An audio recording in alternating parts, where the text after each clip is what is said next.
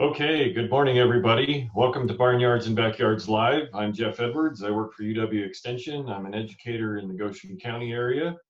My co-host is Jeremiah Vardaman. Good morning, Jeremiah. Good morning. He is with UW Extension up in the Cody Powell area, Park County, I guess, maybe I should say, right? Right. And our guest today is Brian Sebade. He is also with UW Extension. He is located in Laramie. An extension educator there, and we are going to be talking about extending the growing season today. Good morning, Brian. Good morning, Jeff. Thanks for having me today. We're very happy to have you here. And finally, I need to mention Jenny Thompson. She is an extension educator in Laramie as well. She is our technical person. She will be interjecting questions as we go along, keeping Jeremiah and I in line, and any other technical thing that we might need assistance with, Jenny is there to help. Final thing I'd like to do is make a comment and shout out to the boys in Brooklyn, and after that, we'll just keep on going. Real quick, Brian. Jeff. Yes, real quick. Go ahead. So just for everybody, for our participants, right? Yep. We have the Q&A box. If you are joining us live here in the Zoom, type your questions in that Q&A box and we will interject them as much as we can into the show. If you are joining us Facebook Live, put those comments in Facebook. Jenny Thompson is monitoring the comments section on that, and so we'll try and bring those into the show as we can as well. So, but just wanted... Please hit us with your questions. Let us know. This is why we're doing this, and we're trying to help you out this year. So with that, let's get started. And if we can throw Brian off a little bit as we're going along. Right. Well, that's why I have the bed bugs poster behind me, Jeff, so we can really get off topic. Start off topic. That's the best way to go. Exactly. So Brian, in some previous programs, we've talked about how to manage your soils, how to start seeds, how to prepare your garden space and get ready for spring and those types of activities. So, and kind of a progression from that, if we've already got things in the ground, if we've already got things going, but the weather is still questionable, can you give us some tips and tricks on what to do in order to keep things alive in those shoulder seasons where we sometimes struggle?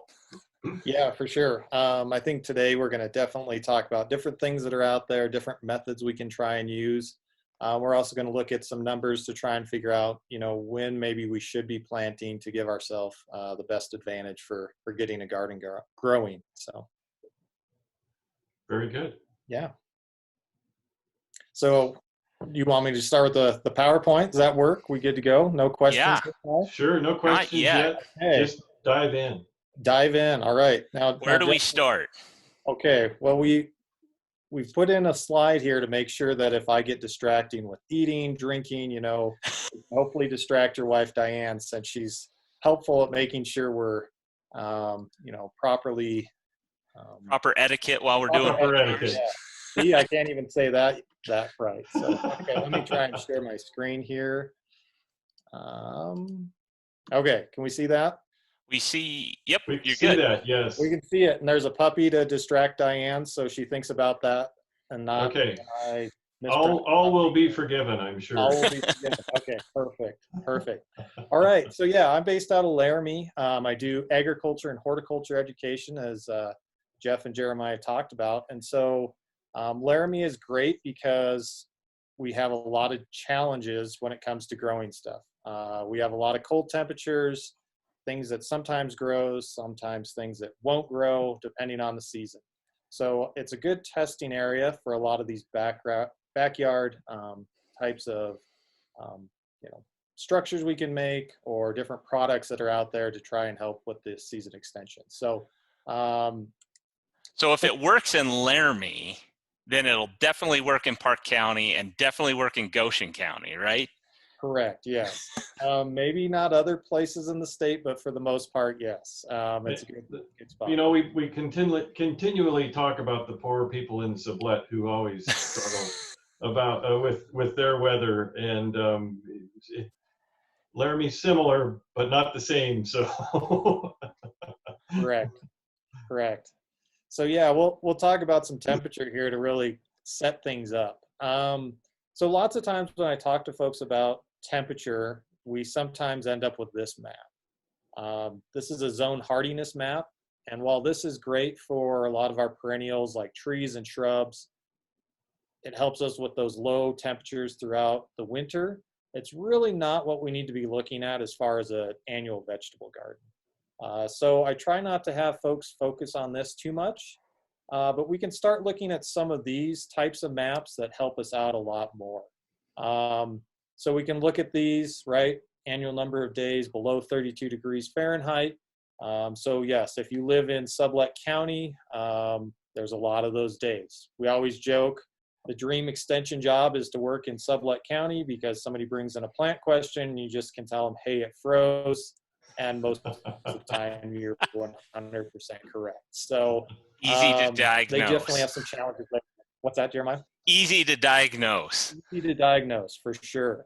So this gives us a good idea of what we're dealing with cold temperatures. I also like to look at this map to help us with different types of vegetables we might be thinking about. Some of our vegetables, as we're going to talk about in a minute, like it hot, some like it cold. If we're looking at some of those plants that really like it hot, so everybody always wants to grow tomatoes, for example, you can see that if you're in these blue and purple areas, these are probably some of the areas where tomatoes do not fare the best. So I'd like to talk about that as well, and some of our other warm season crops. So you can kind of look at these maps. They're a little bit dated, obviously, but it still gives you a general outline of what you might be thinking about as far as temperature goes for your area. Okay, real quick, Brian. Yes, sir. On these maps, where would I be able to find them? So these are from the Climate Atlas for Wyoming, and I believe you can find that online. Was Right. written by Jan Curtis, and like I say, it's a little bit dated, but still pretty good information for finding these. And we'll post these as well after this show on the Barnyards Backyards live website so everybody can reference them. But when you're saying, like in that purple area on that map before, you were saying this is not a good area for tomatoes to grow, but you're talking growing them outdoors. Is that correct? Growing them outdoors, right. So our idea with season extension, yes, we're extending the growing season on the spring and fall end of our actual growing season, but this can also help during the middle of the season as well. So yeah, that's a good point to bring up, Jeremiah. So maybe we have some sort of structure or different tools that are out there to help us out during the middle of the summer as well. So here's another chart we have, right? Average number of frost-free days. Again, poor Sublette County, it's kind of tough, but it's definitely good for a lot of vegetables in certain parts of the state, right? We see these areas that are out there, you know, up towards where you're at, Jeremiah. Obviously, you have some great growing conditions. So this is something else that just kind of gives us an idea. So what we're thinking about for number of days for certain crops, for if we didn't have them covered, you know, could we get them to grow in that certain amount of time? So we definitely have that. So we always like to think about timing, right? So this is my backyard last week. You know, depending on what structure we have, maybe we're hoping for a little bit of snow to help with a little bit of insulating factor for what we're growing. But since you've talked about it previously, thinking about you know, direct seeding versus transplant seeding and days to maturity is all really important. This is another resource, Jeremiah, that's easy to find. This is from USDA NASS information, Wyoming Ag Statistics annual bulletins. These are kind of great because they can give you some information looking at freeze dates. So this is a spring freeze table. So what we're looking at for hazards. So obviously, you know, if we went up to Bondurant, we can see that, you know, August 2nd, we're still probably looking at a freeze.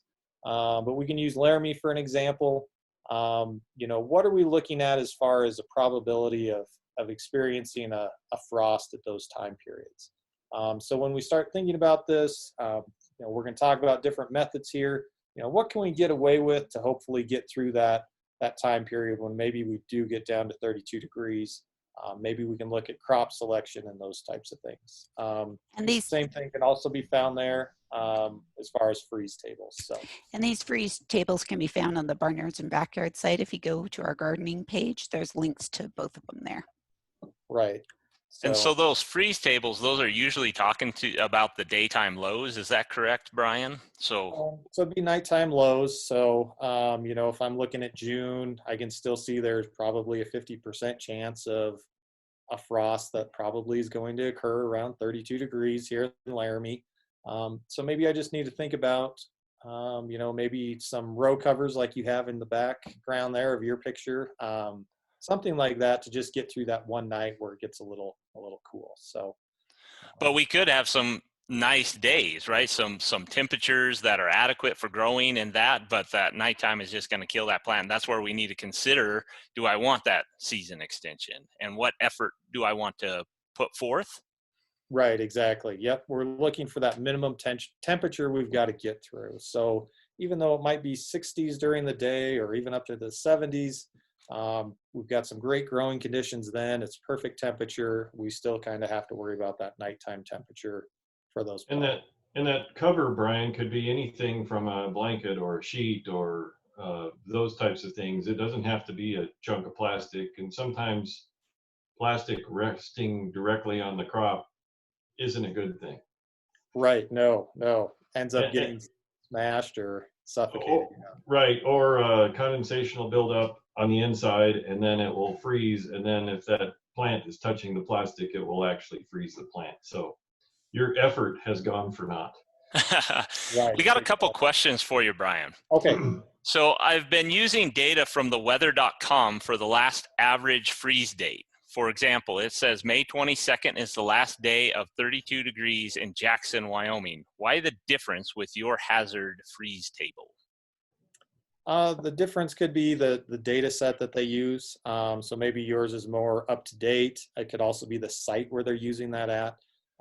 So obviously here in Laramie, it's a little bit different between the actual airport where they're taking the temperature and then my house in town. And that kind of brings up another good point of, we're all a little bit different where our house or our property might be located. So even though you might be within a half mile or a mile of somebody, if they're in the bottom of a drainage and you're at the top of a hill, they might be experiencing frost when you don't experience any at all.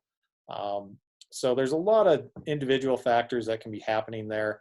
If you find a good site or data set that you want to use, go with it. If it works for your area, I'd have to look at it a little bit more, but most likely it could be the location of where they're taking that temperature, could be different dates that they've been recording that to make that number. Do you know what the dates were for that freeze table that you shared? I don't. I'd have to go back and see what they pulled out for that. Yeah. So our other question is from Carrie. How much do you rely on USDA zones regarding gardening and dates, I believe is what the question is. Okay. Yeah, Carrie. So I don't use those quite as much just because it's really challenging as far as the zone hardiness. We're just looking at the minimum temperature there. So, really that's just showing us that we might get to 30 below in Laramie, but that doesn't really give us a good indication of when we should plant. So if we had perennial plants that we were trying to keep in a certain zone throughout the winter, that's when I would look at that. Otherwise, I'm probably going to look at some other freeze tables or something similar to that. But trying to understand when to actually put that seed in the ground or to transplant is when you use the table versus the USDA zones. Right. Yep. And so depending on the plant, we're probably looking at 4 to 6 weeks out, depending on transplants. I believe you've covered that in the other other sessions. Episodes, yep. These episodes, Jeff? Previous programs. Previous programs. Okay. Sounds great. Carrie had I don't know if it's a comment or a statement, but just so microclimates also. And I don't know if that's a question. So if Carrie could maybe add a little bit to that so we know what direction she's going with that. Microclimates do exist, and they can Yes. change quickly from one location to another. So what works in one spot may not work in another, and it's just crazy, just around your house, how or any other structure, how differently things can change. He said, speaking of differences, even in a general area, yeah, correct, Carrie. Just like Jeff said, those microclimates can be totally different all across the property, from the north side of the property to the south side, or vice versa. So, yeah, great. Trying to keep up with the questions as they come in here, Brian. I apologize. No worries. Got that. Yeah, go ahead and go on, Okay, Brian. keep going, Brian. Okay, Sorry. I'll keep charging forward here, so we'll do that. Okay, so we've talked a little bit about temperature, what we need to think about, but I also like to talk a little bit about seed selection. Finding seeds that's going to fit my climate, my backyard, my property, whatever that might be. So lots of times I'm looking at germination, I'm looking at days to maturity. So, you know, yesterday, Jeff, we were talking about carrots and how carrots take quite a while to germinate. We might have other vegetable crops that take some time, but we also want to be thinking about, you know, maybe I want to grow squash, but what kind of squash? So we have, you know, basically two categories that I like to think of for our vegetables: warm and cool season crops. So we have differences that they're going to like or prefer as far as soil temperature and air temperature. So, you know, we think about cool season crops, they like it on the cool side. So if I myself was a plant, I probably would fit in this cool season section, Jeremiah. Jeff likes it hot, living there by Torrington, so he'd probably fit in the warm season crops maybe. But basically we can look at this and figure out what crops are going to do best for my area. So for me here in Laramie compared to Jeff in Torrington, I'm probably going to have better success with these cool season crops. So that might be things such as lettuce, spinach, kale, different things like that. Rhubarb, yep, exactly. Whereas the warm season crops, they're going to prefer those warmer temperatures. So if I'm thinking about it, for me here in Laramie, if I was going to grow some warm season crops, maybe I want to think about tomatoes or type of plant that's going to mature earlier compared to other varieties. So maybe I need to think about a tomato type. Tomato? What am I trying to say? Cherry tomato? That's what I'm trying to say. Sorry, Jeff. Cherry type compared to a slicing type tomato. Basically, this is going to mature a lot faster and give me a better chance for survival and a harvest. The same thing would be true about these two types of squash. They're very closely related, but a summer squash is going to mature a lot faster than a winter type squash. So I think there's, you know, as we talk about season extension, really thinking about crop selection is also really important. Jeremiah, do you have any more questions before we move into? I don't. Keep going, Brian. Okay, we'll keep going. Structures, there's endless designs that are out there. We could spend hours upon hours looking at different types that are out there. Basically, we want to think about what's going to work the best for you. Is basically how I approach that. Maybe Jeff thinks differently, but I see him shaking his head yes. No, I agree. Whatever best works for the person that's trying to grow, that's entirely up to them. Right. Okay. That's what I like. So the point to all this is there's a lot of stuff that's out there on the internet. There's a lot of stuff on barnyardsandbackyards.com. Jenny's going to send out some information. You know, try and find what's going to work the best for you. Try and find the material that's going to hold up to your weather. Maybe you don't get that much snow, but you have a lot of wind. Maybe you have really heavy, wet spring and fall snowstorms that, you know, come to your backyard or property. You know, thinking about those sorts of things is important. Hail is also an issue in Wyoming. Yes, also an issue in Wyoming. No, that never happens. Mostly for you guys. Like we get a little bit of hail up here in the Bighorn Basin, but I don't think we get near as much and as consistently year after year after year as down by that Goshen County, that area. I was at a presentation that Don Day gave, and he showed that southeastern Wyoming has on average 9 hail events each year. So It starts about the LaGrange area and goes towards Cheyenne. That is not too warm and fuzzy there, Jeff. No, it isn't. So there are some deterrents from living in this area. So Laramie, we get I'd guess maybe like at least five hail events each year, but it's small hail usually, which unlike some of the other areas of the state that really get the heavy stuff, which makes a difference when you're thinking about protecting your plants from hail as well. Right. A lot of the producers up here in the basin call it the white combine in the sky. Yes, that's one way to look at it. So the two things that I think about, or three, protecting my crops from, number one, the temperature, of course, right? And then it's the wind, and then the hail. And I think if you can protect your crops from those three things, you will have great production. So. And I would almost add in that, I don't mean to steal your thunder, Brian, but wind is a big factor when you start talking about season extension, because whatever you put out there for season extension, you need to secure it so the wind does not remove your season extension. Well, and in many of my presentations, we talk about floating row cover, and it's named floating row cover because if you don't tie it down in Wyoming, it's no longer on your property. So, Brian, so there are things that we have to do. What are some of the methods that we could use that'll help withstand some of these situations that we're talking about, the wind and the hail and everything? Well, we'll start going through some of these structures here, and we'll start talking about those, Jenny. So one of those things, Jenny, is thinking about plastic. So the type of plastic, whether it's plastic that you can move easily, or maybe it's in sheets.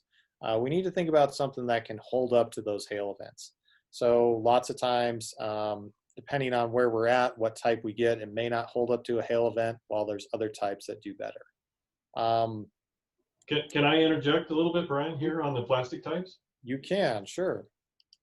Oops, so traditional construction plastic, which is clear, you can get it at local hardware stores, will probably only last, if you're lucky, 3 months. That's if you don't have any hail.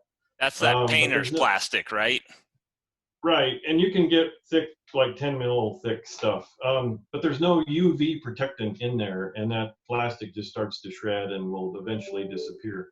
So if you want the straight regular plastic, you need to, and you want it to last a good long time, you need to find a greenhouse supplier that has greenhouse cover or high tunnel cover. And then the third option is a woven polyethylene product, which it's kind of opaque, this stuff back here. And the products that we've been using on some of our structures has, some of it's been in place for over 10 years. So it just depends on what type of durability you want. And yeah, there's the clear plastic stuff behind Jeremiah. The ends have that woven. So let me see if I can find an image to show that with. Yeah, okay. we'll look at some woven here in a. Yeah, so just remember that all plastics are not created equal. You can build very cheap structures, very inexpensive structures, but they may not last as long as you think that they ought to. So just be aware of that. Yeah. Right. And with no wind or with no hail events, I usually get about 3 to 4 months out of a plastic I'd buy at the hardware store with no UV protections. So yeah. Yep. Okay. Am I sharing the screen, Jenny?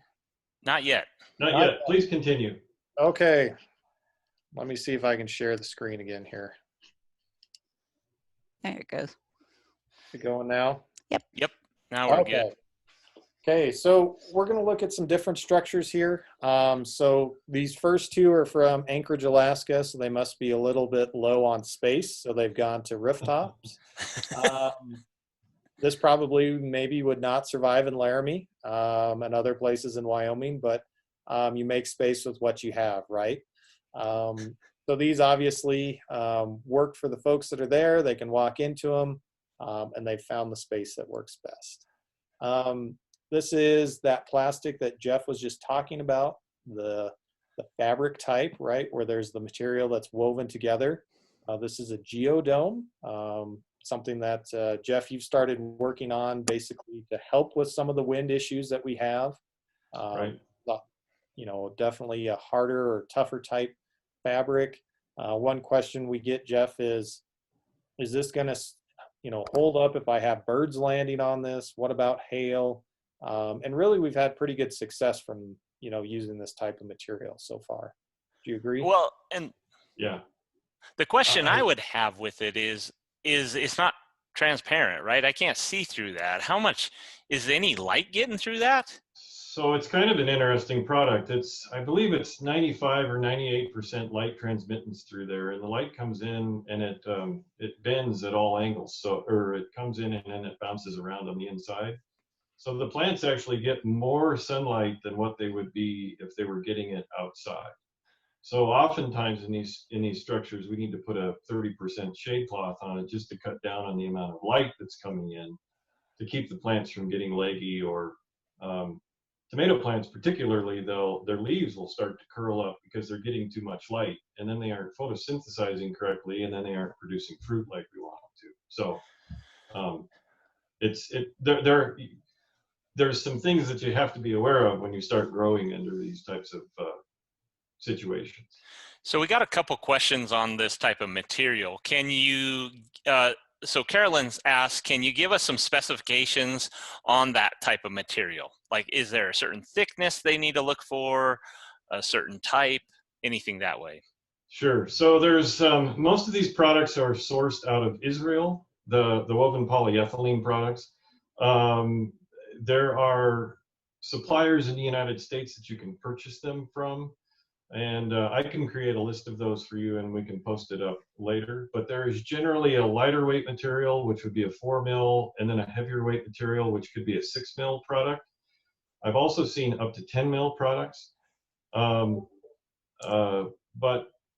it just kind of depends. So one of the manufacturers say that they have a year of life for every mil of thickness. So the 4 mil product would be around for 4 years, and the 6 mil product would be around for 6 years, etc. Okay. Some of the we haven't quite seen that through all of our sources though, so you really kind of need to be careful about where you're purchasing your product and making sure that it's a quality piece of material. But I can pull a list of things together and we can have it available at the end of the program, posted on our Barnyards and Backyards site. Great. One of my understandings with the woven material is one of the advantages that if you do get a hole poked in it, it doesn't rip down the entire side of your structure and tear off. Right. Is that so correct? One of the very first projects we did in Goshen County, it was the high tunnel was, I believe, 24 by 72 or something like that. But it was big, very tall. A week after we got the skin on, we had a hailstorm come through that instead of circular pieces of hail, these were cubes and quite large. And one of them came in at an angle and actually hit the top of the high tunnel and put a 9-inch slice in it.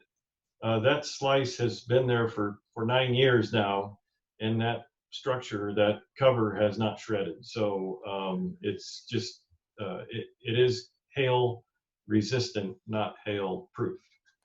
But like the structure behind me with that clear film, if the hail or a hole would have been poked through it, right, it would have just continued to rip and rip and rip and rip, and that whole thing would have been lost a Right. week after you installed it. Right, and that's one of the things. If wind gets inside of these structures and the cover isn't tied down correctly, or there's a fault line or something like that in it, it will just rip the structure or rip the cover completely off, particularly with the wind that we have here. So they have to be tied down really tight. Sorry, Brian, we got derailed a little bit. Let's get back to your presentation. It's back to you.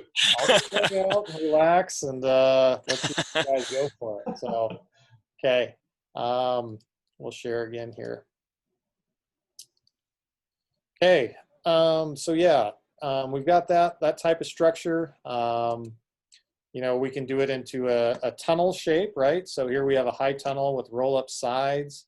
Again, these haven't been buried yet. Jeff was talking about trying to make sure that we keep things really secure. They don't blow away. So we need to think about how can we secure that to the ground to make sure we can do the best we can to avoid wind issues. I think I might have been involved in that project. You were, yes. Somebody hired you out. I think you were involved with that one too. Yes. So, we have different designs, obviously. So this one, we've got a full door, we've got roll-up sides. This one, we have different types of venting that's being used. We don't have roll-up sides. We have different types of doors to help with air circulation. One of the things we have to think about with different types of structures is how are we going to make sure they stay cool enough once temperatures start to get hot outside?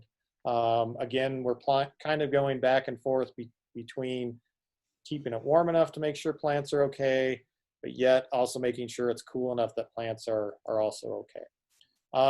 So you can take these in various directions. So here is a low tunnel. It's basically the same design as a high tunnel, but obviously this is something that would be small enough that we would not be walking into with a door.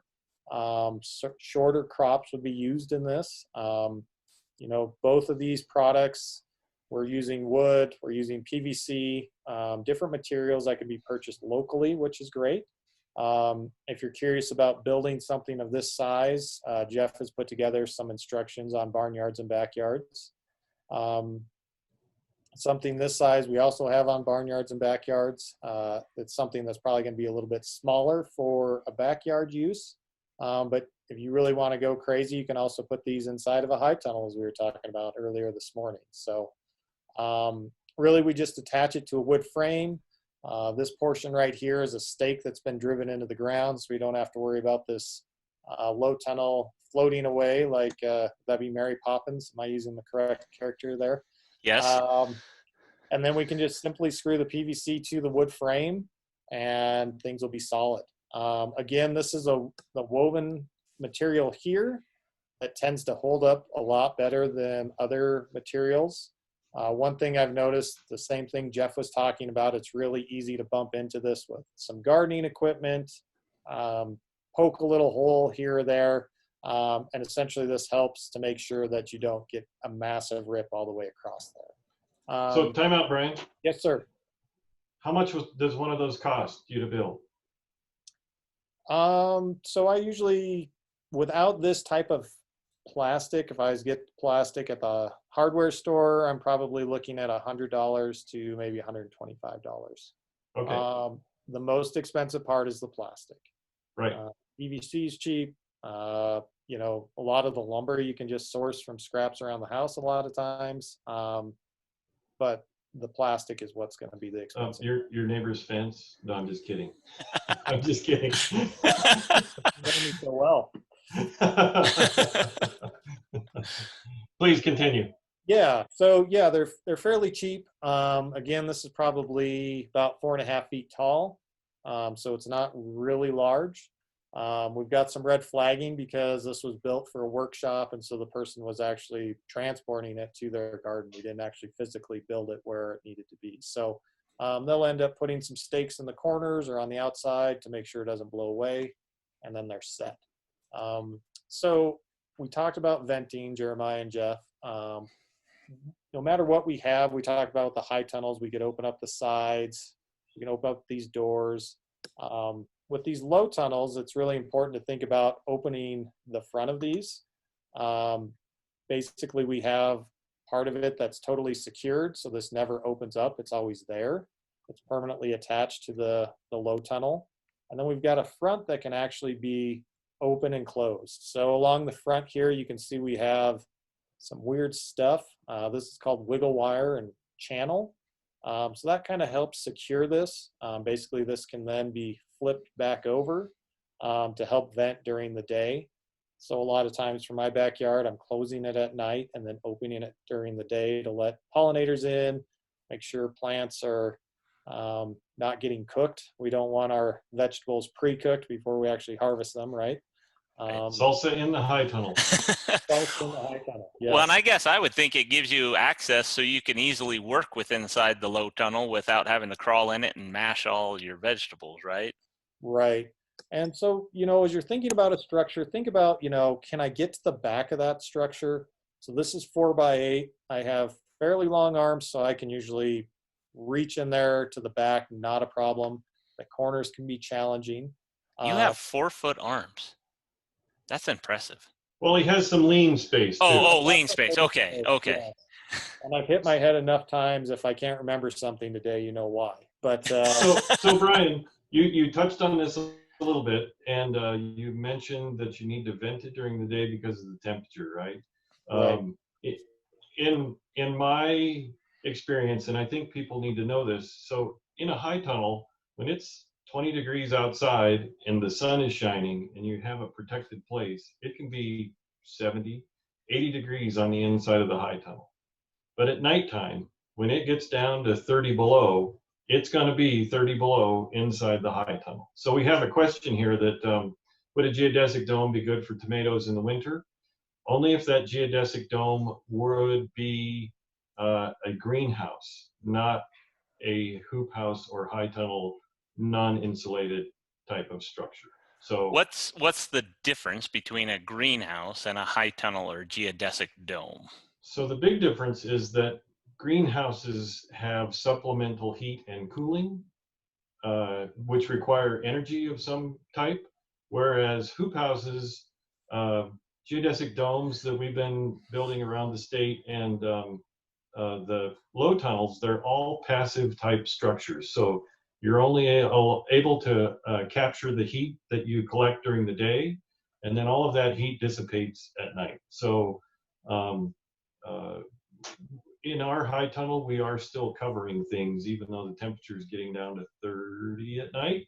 So it's just one of those things that you have to be aware of, that producing tomatoes in the middle of winter without a greenhouse structure or growing them inside your home where it's warm, it's not a good idea.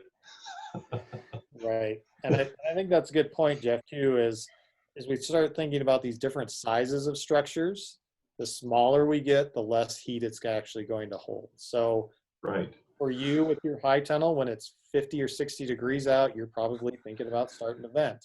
A low tunnel, we probably don't need to think about that until we get into the 70s.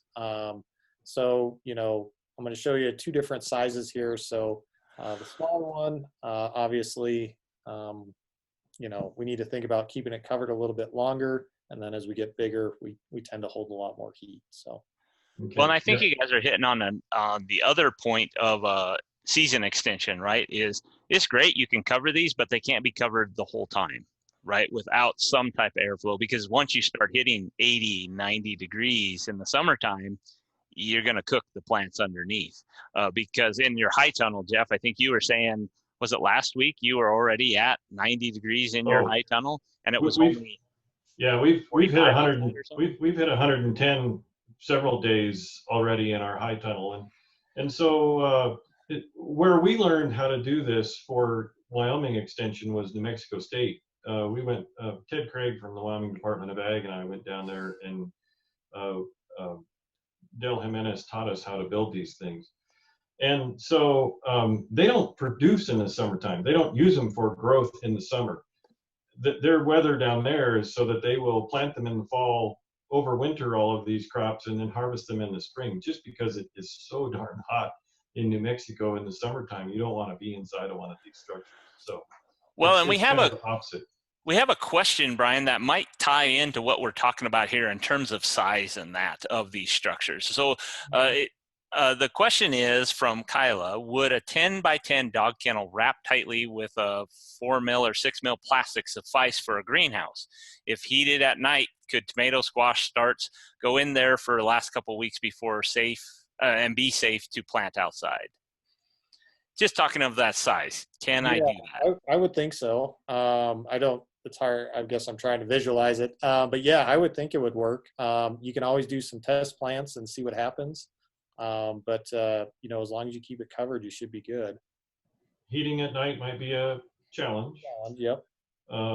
If you use a propane heater, it's going to give off what's the Carbon monoxide? CO2. carbon monoxide and water, right? So you get a lot of water vapor with a propane heater, and so you'll build up condensation really quickly. A single 100-watt light bulb I don't think would be enough in a 10 by 10 space. Probably too big. Yeah, so there would be some challenges with that, trying to keep it warm enough to keep things going. Well, and the cost associated with right. that supplemental heating, but it is possible. It's possible. So Kyla, it's possible, but you're going to have to try and work out through all of those things. Right. We talked about yesterday, Jeff, right? Like light bulbs, what are different things, be thinking about, are you okay running that heater, having electricity, maybe you're having to use an extension cord, worrying about pets, kids, whatever else might be out there. So going through all those things is really important. Right. Well, and a space heater with water, right? So you're in there irrigating, you're in there condensation on the plastic. And an electric space heater, right, is what you're talking about? Right. Yeah, sorry. Yep. Yeah. So, again, let's go, Brian. Back to you. Okay. All right. I don't know that I'm sharing still, am I? No, you're not. Okay, I'll get through this. I keep thinking I am, and I'm not. While you're sharing, we had a comment from Leanne. She was asking, do you open your low tunnel on the upwind side, or which side is best to help ventilate it? Right. So I usually try to think about with my low tunnels, what's going to work the best for my backyard. So, there's always this question, should I do it north, south, east, west? So for here in Laramie, I try to set those up basically with the covered side being towards the west, where the wind's going to come from for the most part. But that doesn't necessarily always work out the best for where your layout is in your backyard. So I usually try to use this so it will protect from the wind. Once I have this side open, it vents obviously very well, so I don't have to worry about a whole lot. But yeah, you kind of just need to figure out what's going to work the best for your yard or your property. But basically, as long as you can open for a low tunnel, you're going to get enough airflow. You don't have to worry about making sure this is facing into the wind per se. One of the major benefits I've noticed from this is, yes, I get extra days at the beginning and the end of the season, but where I really like this is during the middle of the summer when I get a lot of wind in Laramie. Maybe it's even those May or maybe getting close into October when it gets really windy around Laramie. This really helps save on my watering costs. It really helps save on actual plants getting beat up by the wind. So I usually put it so they're protected, and then they're usually going to vent by themselves pretty easy. So I got a quick question for you, Brian, then we can move on, of course. But with this, how do you manage it when you're not there? Well, so I plant everything in the spring. I plant everything fairly close. I go with the method of I plant taller things in the back, shorter things in the front. And then I usually set up an irrigation system. That way it's on a timer because, yes, I do travel a lot for extension. So I set it up on a timer. I try to make sure weeds are fairly under control, and then I just let it go from there. So once we get to that, July, August, hopefully I'm not having to worry about too many frosts, although it still does frost in Laramie at certain times during those months. I've got the back pulled over, protected for the most part from the wind, and then I'm fairly well set to go. So during the spring and fall is when the biggest challenge is. Having to physically go out and take this cover up and off is really the challenge. So once summer hits, I'm good. I can attach it in the back and don't have to worry about it again. But otherwise, spring and fall, you need somebody to open and close it. So Brian, have you ever tried the Agribond product or the floating row cover product over your low tunnel instead of the plastic? I have not. Okay. I have. Okay, Jenny, what do you know? Not much. So I've tried different weights. So I use a heavier kind of weight for the spring month. So it's thicker. You don't get as much light through. But as you guys have mentioned, we have super high light levels in Wyoming, so it's not much of an issue. And then I use a lower weight as time goes on. So if you use a lower weight one, then you don't have to do the opening and closing each day. In Because Laramie, the we're heat will cooler. escape, right? Yes, and Laramie Yeah. is cooler. So, but there's like Brian, if there isn't a particular insect issue I'm trying to deal with, I often just take it off and let it go for the summer Right. months. Yeah. Okay. So yeah, so this is a little bit taller structure here. This is about 6 foot tall. So instead of using 10 foot, I believe I used 15-foot PVC for this one. My numbers are probably wrong, Jeff and Jeremiah, so you can go back and correct me later. But you know, I just picked some random lengths and had some lumber left over, and this is the size I went with. So we obviously have some warm season crops that have survived here in Laramie, which is always great. But depending on what you plant in there, I like to point out that this is pretty challenging to keep covered in the fall when plants get so large, right? So if you're really looking to extend something into the fall, say I really want to keep these tomatoes going, I probably should have thought about not planting these squash or just harvest them, pull the plants, get all these beets harvested out so I've got extra room. So sometimes figuring out, you know, that's the other thing that can be a pain is you want to plant everything in the same bed or the same tunnel. Could be a challenge on space. So obviously this one, we're going to have shorter crops. We've got some peas starting to grow, some lettuce that's bolted. Obviously we don't want to eat it when it's like that, but still trying to think about different sizes for what we're growing. So talking about spacing and size and that, now, is there any concern of having that plant right up next to the skin or the plastic of the structure? Is that a positive thing? Is that a negative thing? What do you think? So when that plastic gets pulled over and it's touching all these plants because it gets down to 25 degrees at night, all of these leaves that are touching that plastic will die. So any part that touches those are going to get burned. They're not going to be healthy. So, you know, you can pull it over and you sacrifice some leaves, but the plant just doesn't do as well. So, you know, same thing with these tomatoes. Once they start touching the edges and it starts getting really cold, they're going to have some frost damage. Plants, you know, like beets that are a lot hardier. I've grown them till about the first week in November in Laramie with different structures. They can withstand some of that, obviously, but a lot of our warm season and more sensitive plants, like tomatoes, for example, they just don't do well when we have that. So try and plan the spacing so those plants, as they grow and develop, maybe do not touch the structure edges, and you have a better chance of continuing them. Okay. Right. Yep. The other thing, and I took out the slide, but to point out is, you know, here in Wyoming, we're fairly dry. We do have the wind, which cuts down on disease. Jeff's going to start smiling here in a second, but we can get a lot of disease issues such as gray mold and other things that happen on a lot of our plants. So the squash, for example, they look fairly healthy, but I have some other pictures from my low tunnels that don't look that great because they got, you know, gray mold growing really early in the season. Yeah. Because with the season extensions, you're creating, in essence, a microclimate in there, right? And so that can be more conducive for pests like disease and insects that we normally wouldn't have outside, right? Right. Yep. Correct.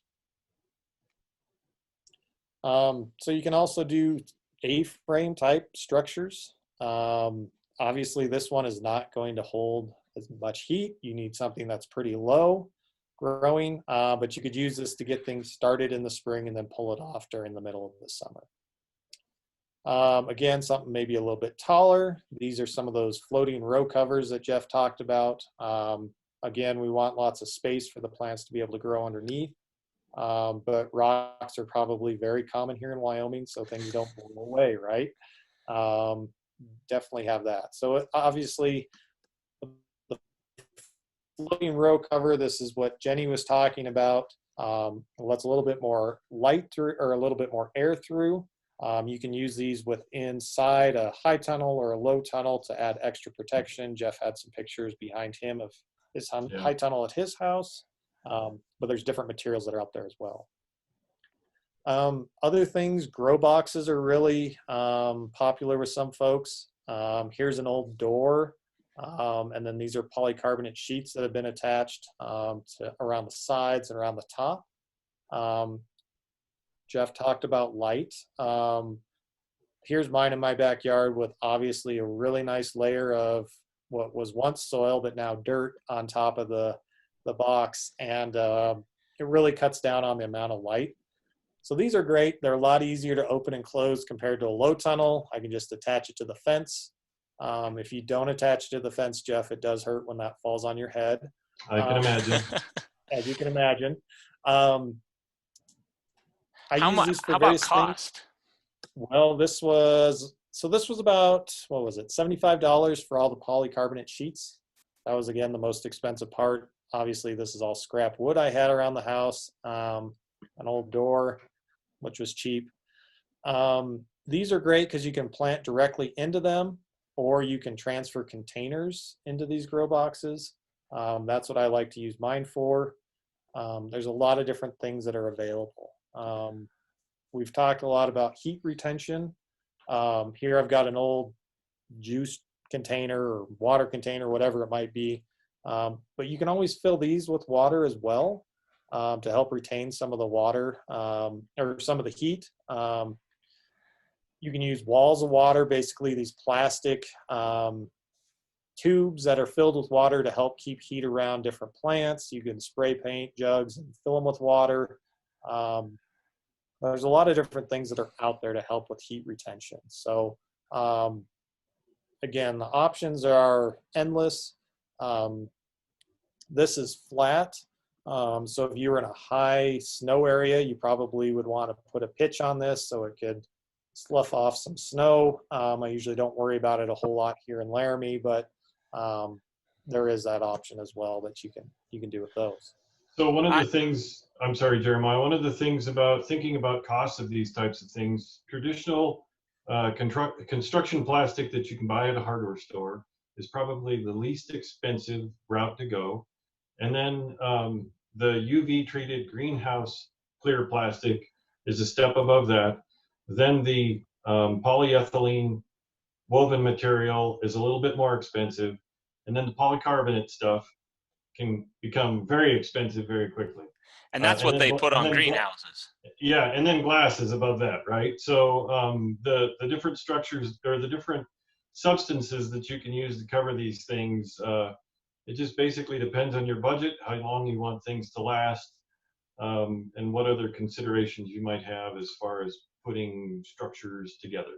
So generally speaking, probably the more cost you put into it, maybe a little more durable the product and it'll last longer for you, or the size is bigger? Yeah, I think so. But then if we've talked about the cost of things as far as greenhouse structures. A greenhouse structure that has heating and cooling, they're about $250 a square foot to build. Or if not more. And then plus you have to figure out how to pay to heat and cool them, right? After you've got them built. Right. Hoop houses are anywhere from $3 to $8 a square foot, approximately. So they're very economical to build. And then the low tunnels and those types of things are even more so. So it just depends on where you're at with your budget, how much space you have, if you get along with your city and zoning and planning people, those types of things. We have found that the smaller structures, the low tunnels and the hoop houses are considered to be temporary structures and don't generally require a building permit. But as we move into these geodesic dome type structures, they tend to be more permanent, and you may, if you're looking at one of these things, you might need to have a building permit to put them up. So that's a good comment. I wanted to mention with that cold frame that you showed, Brian, that I had a guy up here, a producer up here, that he can grow peppers in it, and he just takes, like what you showed, a bottle or a jug like that, and he just fills it with hot water out of his faucet, I think every night on those really cold nights, puts that in there, and that's enough supplemental heat to get those peppers through the night.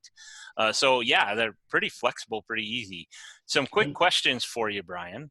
Okay. So Carrie asks, how will these various structures and row covers work if it snows on them? And I think you've touched on that, but maybe a little more detailed or talk about them individually. Okay, yeah. So obviously with this guy, you know, if I got a 3-foot wet snow, it might not be the best without a pitch and somewhere for that to go. A-frame, they're really solid when it comes to snow. If we have something like this and not very good structure underneath to help float that, we're probably going to smash some plants that way. As far as the low tunnels, I've never had an issue with those. They just because it's a straight enough walls and it doesn't, I mean, it's not going to collect on there for very long, right? No, and so I mean, you know, it just sloughs off really quick. This structure survived close to 3 feet of really wet snow during that storm Atlas a few years back. So it survived. Some other ones that were made out of what's the conduit, they did not survive. So it really depends on where you're at. But for most of these with the PVC, they tend to flex a little bit. They have steep enough sides, they tend to shut off a lot of the snow.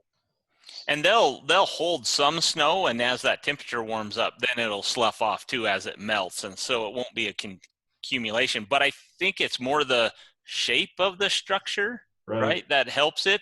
The material, you definitely want more durable material to last longer.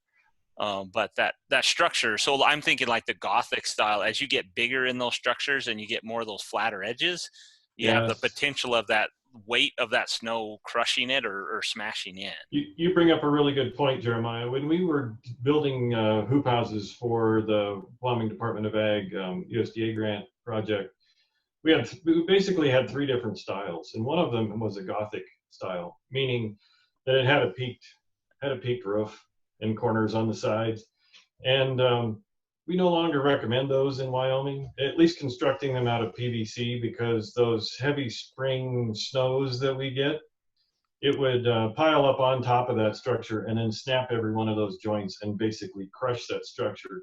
And then the wind would blow and that structure was entirely not there. Which is perfect. You're ready to rebuild. Right. You're ready to just, it's like, okay, it's gone, let's start over.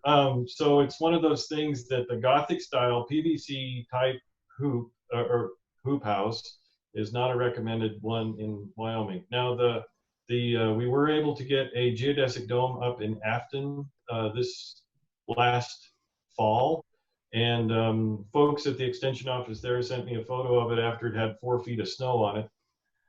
Looked great. You can crawl through the top of the door, but couldn't really open the door. But the geodesic dome structures are by far the most crush resistant of most all sturdiest structure. Yep. And why is that? It's because of the geometry of it. Everybody remember, geometry class in high school, right? It's harder to crush an egg than it is something else, and so the weight is evenly distributed around the whole entire structure. The way it's built. Yep. Jeff wrote a fantastic article for Barnyards and Backyards that's called 101 Ways for a High Tunnel to Die. That's excellent reading for anybody who's even contemplating putting up a high tunnel. It gives you lots of great tips.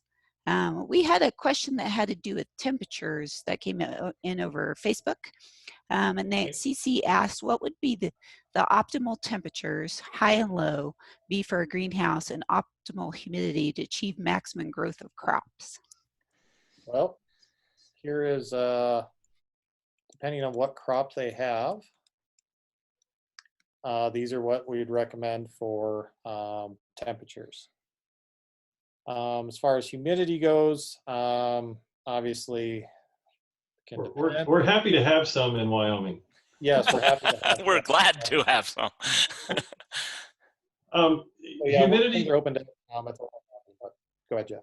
I'm sorry, Brian. Humidity in these types of structures, it seems that when they're smaller, the humidity and not vented, the humidity can build up, and then there are potential problems. So, you know, what's the question? Was it optimal humidity? Optimal and temperature. humidity. Optimal humidity and temperature, achieved Maximum and low. So as Brian was talking, it's really crop dependent on the temperature, right. So what they enjoy and what they don't, both for the highs and lows.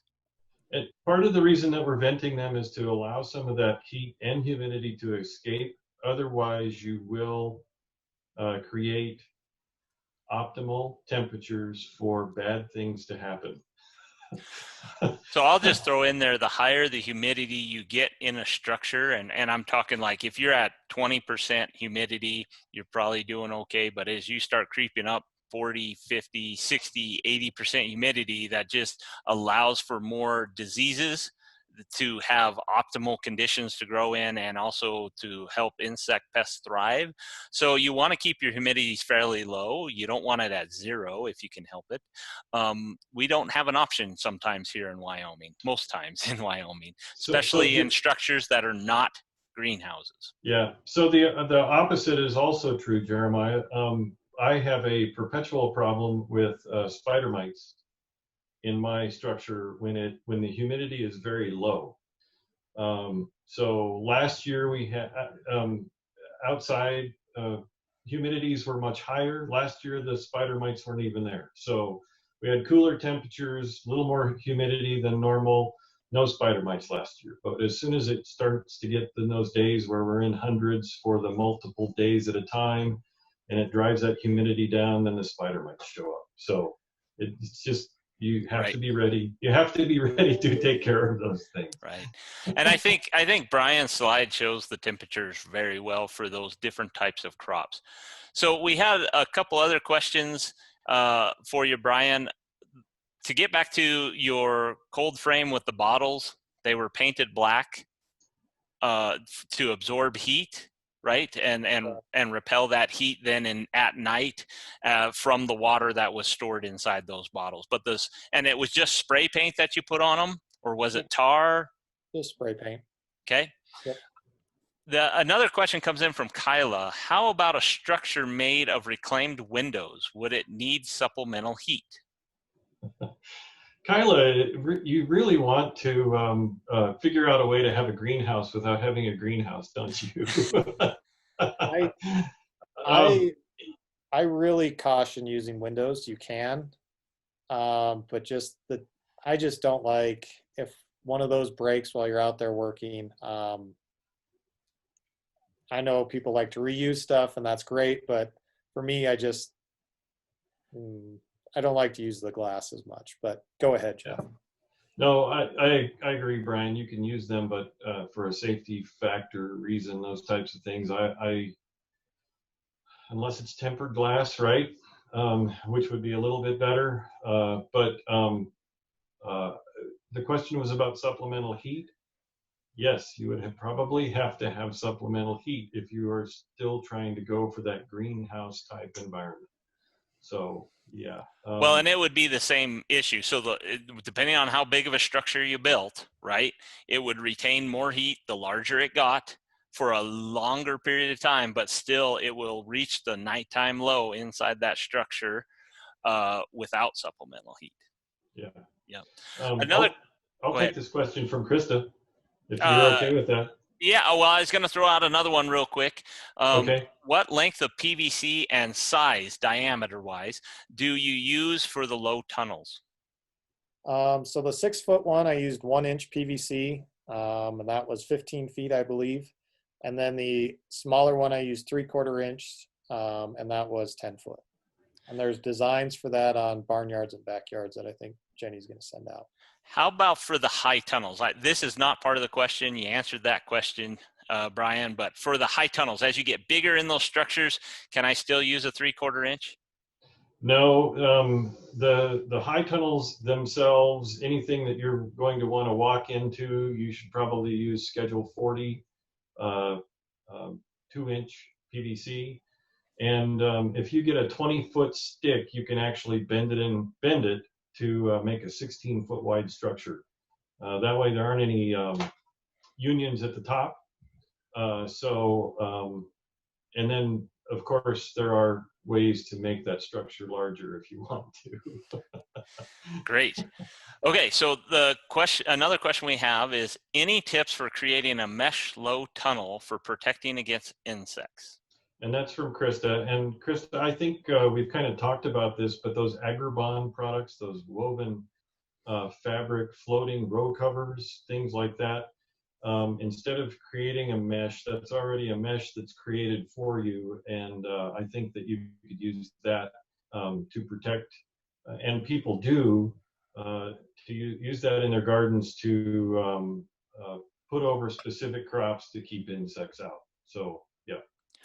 I guess I'd throw in there, it depends on what kind of insect you're trying to keep out, right? So if you're trying to keep out a big grasshopper, you can go with one that isn't that way. It could be a mesh or a shade cloth even, right?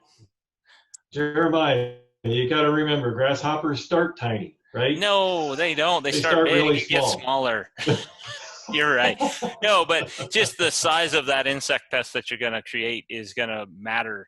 And that's where Jeff's recommendation is, that finer mesh is going to be a better barrier.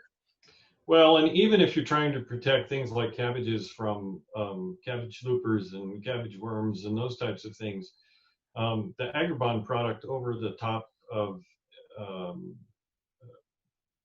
cabbage, kale, whatever, all of these types of crops will keep out the adult butterflies and prevent them from laying eggs on there, and then you won't have the larvae on the plants either.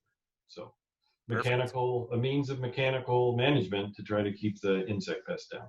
Perfect. Yeah. Great organic method, right? Yep.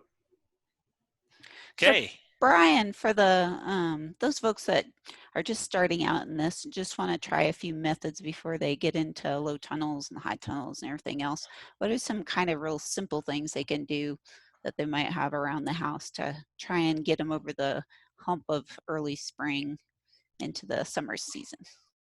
Yeah, so you can start out basic, thinking about what crops you want to grow, looking at the timing. If you need a little bit of a head start or some extra heat, you can use some old ice cream containers, milk jugs that are cut in half. Those are really small that kind of help retain a little bit of heat. You can start with those things. You can try and just make sure and even just cover things with old blankets at night. When you're not worried about, light coming through. Those are all just some really simple, easy things you can start with. One thing I even do with some of my container plants is putting some saran wrap over the top with a rubber band. Kind of helps with a little bit of extra added heat, whether they're started inside or outside.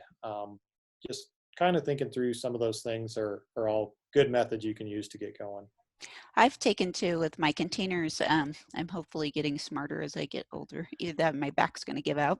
But with some of my container plants in pots, they're close enough to the garage that I've gotten little wheel dollies that I can put underneath the containers and just roll them into the garage when it looks like there's going to be a frost, and roll them out instead of having to tote them around. So that's helped quite a bit. Make it easy on yourself. Good answer, Brian.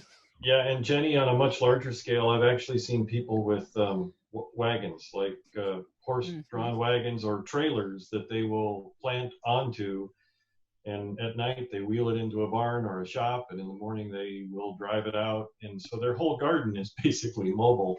And it just depends on the scale and how big you want to get and how early you want to go and those types of things. So that sounds like my kind of gardening. I think that as long as there isn't any broccoli on it, Jeremiah, I think you're good to go. I'm good to go. Yeah. Okay, well, I'm okay. What else, Brian? Anything else before we wrap up the show? No, I think, again, just looking at Barnyards and Backyards under the season extension heading is really great. We've got a lot of good information there. If you have questions, contact your extension office or master gardeners, whoever else might be there, local gardening groups. And, there's methods to get around, temperature issues, but for sure it's a challenge at times in Wyoming and will be for the future, I think. I just wanted to thank all of you for all the work you've done with Extension to try and experiment with different methods and different styles of hoop houses and things that have really added a lot of benefit to those of us trying to grow. Every year, Jenny, is an experiment. Isn't it? Different type of plastic. A new thrill each time. The one thing I want to throw out there that we didn't quite mention, but we talked about with terrors, right? Just anecdotally, we put up a high tunnel structure, and we had a ornery little buck come through with his horns and just poke some holes right in the side wall of the high tunnel, and he opened it up pretty good. So there are other things out there that can damage the structure that we haven't talked about, but yeah, it is what it is, and it's a learning curve no matter what you do. So. Yeah, and we've had some instances where humans have been malicious in places and caused damage, either cutting or burning and those types of things. So, you know, if your structure's on your private property, those things don't happen. But those rips and tears, and sometimes it's significant enough that you have to go in and change out a whole panel or something. But it happens. So you have to be aware of it. We have a quick question we'll answer, and then we'll wrap up. So it's from Carolyn, and any suggested flowers to increase pollination in structures? And maybe we want to expand this question a little bit to, is there pollination issues within structures? Do you want me to take that one? Yeah, if you want. I mean, for me, you know, mine, I do sometimes have some flowers planted around my garden there, or some that are actually in there that are left over, but just trying to make sure I open it up. Luckily, my neighbor has bees, so things are, a little scary sometimes for me trying to get there. But just having things opened is usually all that we need to worry about. And some folks, you know, all they'll do, you know, even in greenhouses, as long as there's a fan going, sometimes that's enough. But Jeff, you can add to that. Yeah, so larger structures, I've been growing in this high tunnel for, I think this is our 4th or 5th season. I do not have any problems with pollination. Everything performs really well, performs like it should. I do not have any flowers planted inside nor near the outside in the garden spaces. We do have people that have bees that are about 3/4 of a mile away, and they show up, but I have a lot of other native pollinators around on my property too. You would be amazed at the impact that flies have. Our structure is not completely shut down, but I do have window screening on the roll-up sides just to eliminate some of the pests that might come in. But things can still get in. I get a lot of wasps. So wasps and flies, and they're visiting those flowers, and I don't really worry about pollination. Great. All right. Well, I think with that, we're going to finish the show. Thank you so much, Brian, for taking time and joining with us on this and sharing your expertise and knowledge with this. It's been excellent. Maybe we can bring you back for another topic. So for everyone, finishing up, we've mentioned it several times, the Barnyards and Backyards website. That's the URL on the left-hand side of the page there. Please look at that. We do have a list there for these shows of future shows. And then also a show like this one we've recorded. We're going to edit it and put it up on there. And we're also going to highlight those materials that we talked about there. So you can get back in there and click into those and find those resources that we mentioned for you and try and connect you with those as easy as possible. As Brian mentioned, reach out to us, reach out to your local extension office.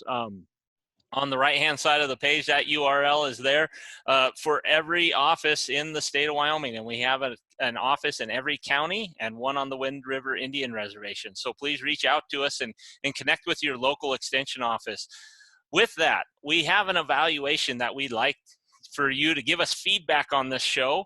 And so that is gonna, for those in the Zoom meeting, you're gonna be prompted in a web browser. For those of you on Facebook Live, I believe Jenny Thompson has posted a link out there in the comments section. So if you have a few minutes, if you could hit us with a quick evaluation, we really appreciate it. We are monitoring that and watching that and really do appreciate that. So with that, thank you for joining us today. You guys have a good rest of your day. Thank you, Thanks, Brian. everybody.